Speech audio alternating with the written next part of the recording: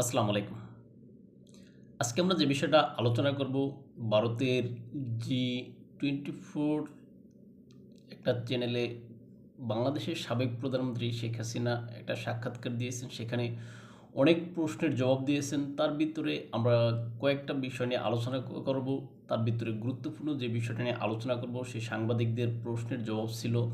যে প্রশ্নটা করেছিলেন যে তারেক রহমানকে বা বিএনপিকে কি বিশ্বাস করেন কিনা, এই বিষয়ে প্রশ্নটা। তবে অন্যান্য বিষয়ের ভিতরে আমার এই বিষয়টা থাকবে মূল পয়েন্টে, যে বিএনপিকে বিশ্বাস করে কিনা, এই বিষয়ে শেখ হাসিনা কী উত্তর দিয়েছিলেন, কী বলেছিলেন, এই বিষয়টা নিয়ে আমরা আলোচনা করব দর্শক। আশা করি আপনারা সম্পূর্ণ ভিডিওটা দেখবেন এবং আপনাদের মূল্যবান মতামত কমেন্ট বক্সে লিখে জানাবেন। চলুন শুরু করা যাক। দর্শক, আপনারা জানেন 5ই আগস্ট 2024 আওয়ামী লীগ সরকার পতনের পর যে কোনো কারণেই আওয়ামী লীগের সভানেত্রী বা তৎকালীন প্রধানমন্ত্রী শেখ হাসিনা তিনি দেশ ছেড়ে বিদেশে আশ্রয় গ্রহণ করতে বাধ্য হন। তারপর থেকে তিনি ভারতের মাটিতে রয়েছেন এবং সেখান থেকে তিনি বিভিন্ন মাধ্যমে, বিশেষ করে সামাজিক যোগাযোগ মাধ্যমগুলোতে তিনি নিজের ব্যক্তিগতভাবে সরব এবং সেখানে তিনি বিভিন্ন তার বক্তব্য, অডিও বক্তব্য সেগুলো প্রচার করে থাকেন। এখন এই বক্তব্য প্রচারের ক্ষেত্রে তিনি প্রায়শই বিভিন্ন কথা বলেন, যেগুলো তার নেতাকর্মীদের বলা যায় যে এক প্রকার, অর্থাৎ আওয়ামী লীগ নেতাকর্মী যারা রয়েছেন তাদের দিক নির্দেশনামূলক এক প্রকার বক্তব্য। তার পরবর্তীতে আমরা দেখলাম যে তিনি ক্রমান্বয়ে একের পর এক মিডিয়াতে সাক্ষাৎকার দিচ্ছেন, সেগুলো ইমেলের মাধ্যমে। সেই অডিও সাক্ষাৎকার, সেই সাক্ষাৎকারে তিনি বিভিন্ন প্রশ্নের জবাব দিচ্ছেন।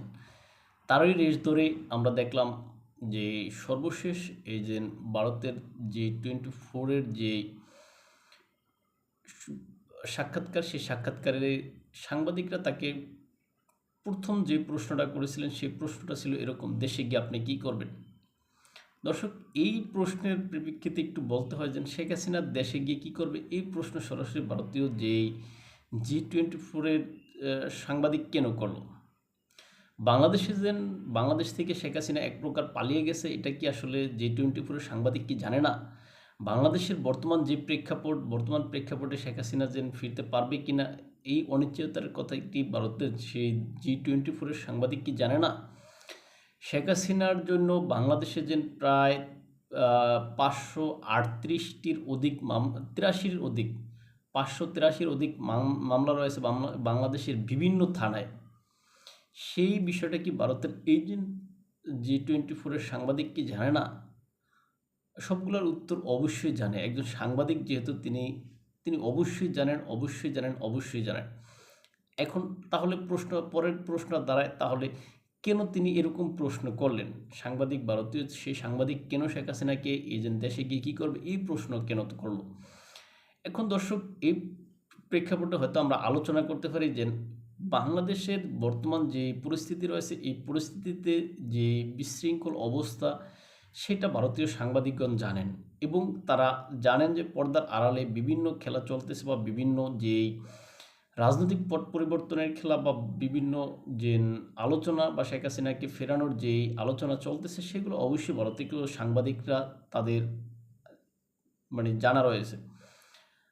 আপনারা জানেন যে সাম্প্রতিক সময়ে ব্রিটিশ যেই রাষ্ট্রদূত বাংলাদেশে রয়েছে, তিনি কিন্তু সারাকুক সম্ভবত নাম, তিনি কিন্তু সাম্প্রতিক সময়ে ভারত সফর করে আসছেন। সেখানে সেই দিল্লি সফর করে তিনি সেখানে বিভিন্ন সরকারের বিভিন্ন ব্যক্তিদের সাথে সাক্ষাৎ করেছেন এবং বাংলাদেশের নির্বাচনের বিষয়ে কথা বলতে চেয়েছেন। যদিও বেশি গুরুত্বপূর্ণ ব্যক্তিদের সাথে সাক্ষাৎ করতে পারেননি তিনি সেখানে। তবে একটা অসমর্থিত সূত্রের থেকে যেটা জানা যায় যে এই সারাকুক ব্রিটিশ যিনি রাষ্ট্রদূত বাংলাদেশে রয়েছেন, তিনি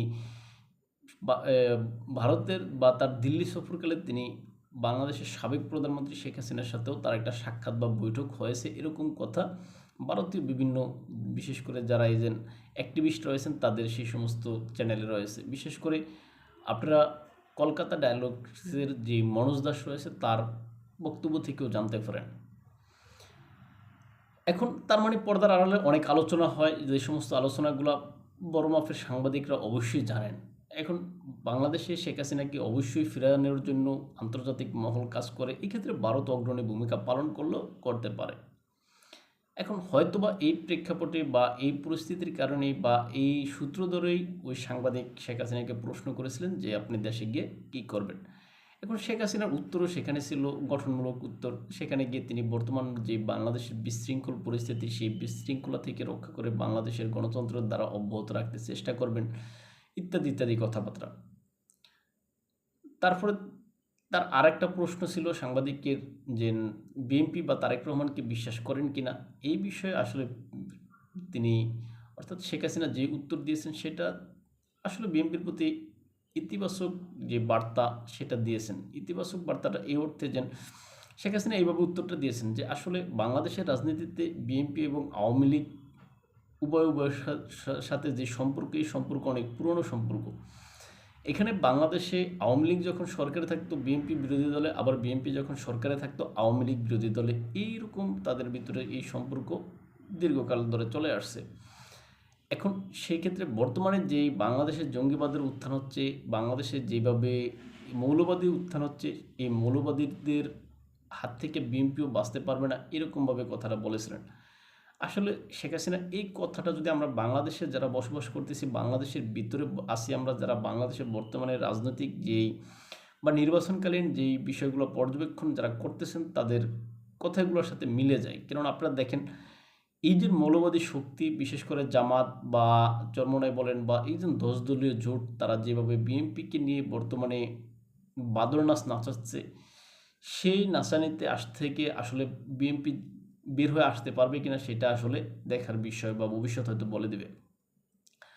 এখন বিএনপিকে নিয়ে যেভাবে একের পর এক কোণঠাসা করতে চাচ্ছে, সেখান থেকে বিএনপি কোনো রকমে আছে সেটা বলা যায়। শেখ হাসিনার এই বিষয়টা আসলে ইতিবাচক ছিল যে বিএনপির প্রতি তাদের বার্তাটা। সেখানে বেগম খালেদা জিয়ার মৃত্যুর বিষয়ে তাকে প্রশ্ন করা হলে সেখানে তিনি বেগম খালেদা জিয়ার প্রতি যেভাবে আপনার তার প্রতি সম্মান জানিয়ে সেখানে বলেছেন যে বেগম খালেদা জিয়ার অবদান আসলে বাংলাদেশের ভোলার নয় বা বাংলাদেশ ভুলবে না, এরকম মানে ইতিবাচক উত্তর সেখানে দিয়েছে। সেখানে বেগম খালেদা জিয়ার প্রতি সমবেদনা জানিয়েছেন, বেগম খালেদা জিয়ার জন্য মানে দোয়াও করেছেন, এরকম আর কি। এখন এই যে বাংলাদেশের গণতান্ত্রিক অগ্রযাত্রার জন্য যে বিএনপি এবং আওয়ামী লীগ উভয়কে প্রয়োজন, এইভাবে শেখ হাসিনা উত্তরগুলো মূলত দিয়েছেন। তারপরে তিনি যেই কথাটা বলেছেন সেটা যে এই যে বাংলাদেশের বর্তমান যে প্রেক্ষাপট, এই প্রেক্ষাপটে যদি একটা একতরফা নির্বাচন হয়, আওয়ামী লীগকে বাইরে রেখে নির্বাচন হয়, তাহলে এই সরকারটা স্থায়ী হবে না, দীর্ঘদিন থাকবে না, এরকম কথাবার্তা তিনি বলেছেন। এখন আসলে শেখ হাসিনা বিএনপির সাথে বা বিএনপির বিষয়ে যে ইতিবাচক কথাটা বলেছেন, এটা হয়তো বিএনপি মেনে নেবে কিনা বা বিএনপি কতটা মানবে সেটা আলাদা হিসাব বা আলাদাভাবে আলোচনা করতে হবে। কিন্তু এই যে শেখ হাসিনার যে মনোভাব, এই মনোভাবের আপনার যে বিএনপি যেই আপনার যে বর্তমান যেই গ্যারাকল আটকায় যাচ্ছে, এটা তিনি বিদেশ থেকে বা বিদেশে থেকেও তিনি বুঝতে পারতেছেন। আর আমরা যারা দেশে আছি তারাও আমরা কিন্তু দেখতে পাচ্ছি। আপনারা এই বিষয়টা যদি আমরা দেখতে পাই যে সর্বশেষ এই যে এনসিপি নেতা নাসিরউদ্দিন পাটোয়ারি, যিনি ঢাকা ৮ আসনে এই যে বিএনপির হেভিওয়েট প্রার্থী জনাব মির্জা আব্বাসের বিরুদ্ধে প্রতিদ্বন্দ্বিতা করেন। এখন এই যে আমরা দেখলাম যে গতকালকের যে ঘটনাটা, অর্থাৎ ২৭ তারিখ, এই যে আপনার এনসিপির যিনি নাসিরউদ্দিন পাটোয়ারি ওই নেতা, তিনি হাবিবুল্লাহ বাহার বিশ্ববিদ্যালয় কলেজে সেখানে তারা গিয়েছিলেন বিশ্ববিদ্যালয়ে। সেখানে এই যে সেখানে একটা পিঠা উৎসব ছিল, সেই পিঠা উৎসবে গিয়ে তিনি যাওয়ার পরে সেখানে তার উপরে ডিম নিক্ষেপ করা হয়েছে। এই বিষয়টা নিয়ে তারা সংবাদ সম্মেলন করছে। সংবাদ সম্মেলন করার পরে আমরা দেখলাম যে তারা সেখানে বিএনপির নেতা সরাসরি মির্জা আব্বাসের প্রতি দায় চাপাচ্ছে।